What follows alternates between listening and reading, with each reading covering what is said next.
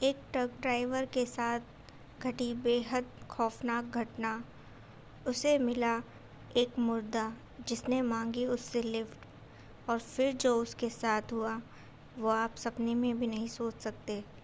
दरअसल में रमेश अपने सहायक के साथ उस रात अपने ट्रक में सामान लोड करके जा रहा था, और इसके बाद जो था ये लोग राजस्थान से जा रहे थे। तो बीच में इन्हें बहुत प्यास लगी। प्यास लगने पर जो था ट्रक ड्राइवर ने एक जगह वाटर कूलर लगा देखा, तो उसे लगा कि चलो भाई यहाँ से पानी भर लेना चाहिए।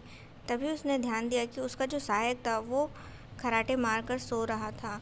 वो उसे जगाने की कोशिश करता है, लेकिन उस वक्त उसे शायद बहुत गहरी नींद आई थी, तो वो नहीं जाग पाता। तो यहाँ पर जो रमेश था वो अपने सहायक को वहीं ट्रक में छोड़ देता है और अपने ट्रक से 2 बोतलें लेता है और उन्हें उस वाटर कूलर में भरने के लिए पहुँचता है। रमेश यहाँ वहाँ देख ही रहा था कि तभी उसके कंधे पर पीछे से हाथ आया, तो वो एकदम से पलटा तो उसने देखा कि एक आदमी उसके पीछे खड़ा था।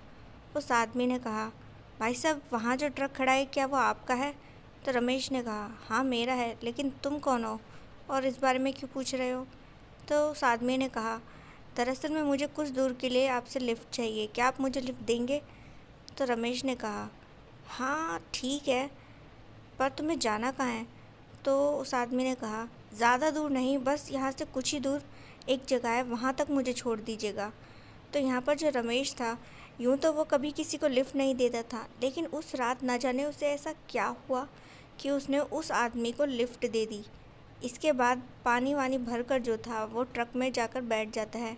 वो जो आदमी था उसे वो अपने ट्रक में पीछे जाकर बैठने के लिए कह देता है। वहाँ पर सामान तो था, लेकिन थोड़ी बहुत जगह अभी भी बाकी थी। इसके बाद रमेश ने जब अपना ट्रक को वापस से स्टार्ट किया, तभी जो था एक झटके से उसका जो सहायक था उसकी नींद खुली। उसने आसपास देखा और फिर उस वाटर कूलर को देखा, तो वो घबरा सा गया। तो रमेश ने कहा, अरे क्या हुआ, तुम एकदम से घबरा से क्यों गए? तो उसने कहा, अब वो वाटर कूलर। तो रमेश ने कहा, हाँ वहीं से तो मैं पानी भर के लाया हूँ, ये लो पानी पियो।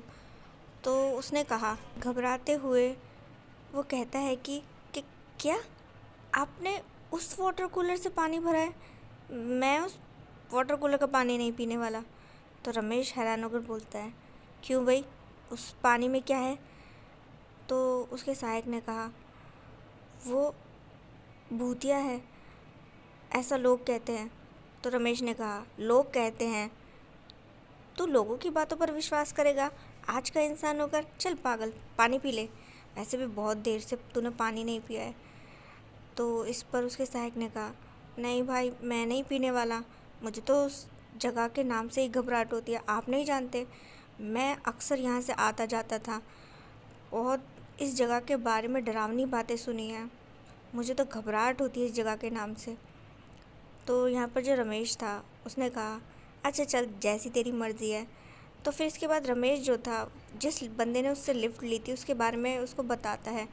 तो जो उसका सहायक था वो एकदम से फिर से घबरा गया। वो कहने लगा, क्या, आज से पहले तो आप कभी किसी को लिफ्ट नहीं देते थे, फिर आज कैसे दे दी? आपको पता है ना ये जगह कैसी है, यहाँ पर किसी को भी लिफ्ट देना सही नहीं है, आपने तो मुसीबत बढ़ा दी। तो यहाँ पर जो उसका सहायक था वो खिड़की से पीछे झाँक कर देखता है उस आदमी को, तो देखता है कि वहाँ पर कोई नहीं था। तो रमेश कहता है, क्या तुझे वहाँ कोई नहीं दिखाई दे रहा? अरे वहीं तो बिठाया था ना।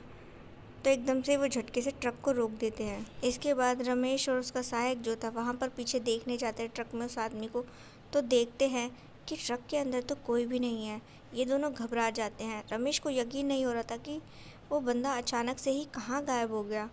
इसके बाद जो था वो वहाँ से जाने लगते हैं।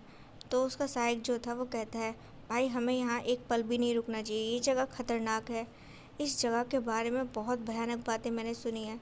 तो रमेश कहता है, तू चिंता मत कर, चल भाई यहाँ से निकलते हैं। बड़ी अजीब बात है, वो बंदा पता नहीं कहाँ चला गया। और फिर वहीं उन्होंने जैसे ही अपने ट्रक को स्टार्ट किया वो स्टार्ट नहीं हुआ।